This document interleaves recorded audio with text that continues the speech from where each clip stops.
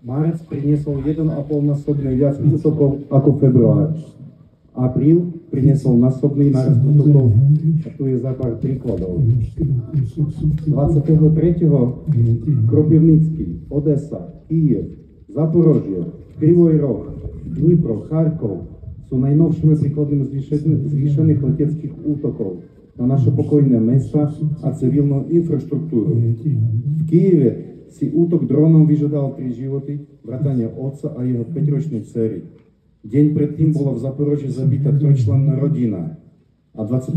marca ruská riadená bomba zabila 3-ročné dievča a jej matku na ihrisku nedaleko ich domu v Donetskej oblasti. Medzi 25.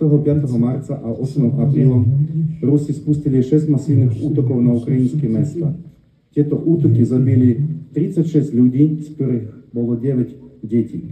Ruská armáda 4. apríla ostreľovala Krivoj Roh balistickou strelou, pričom zomrelo 21 ľudí, vrátane 9 detí. Zranených bolo 75 ľudí, z toho 12 detí. Mnohí z obetí boli na ihrisku. Raketa zasiahla obytnú štvrť, spôsobila požiare a zranila viac ako 70 ľudí, pričom najmladšou obeťou boli 3-mesačný chlapec.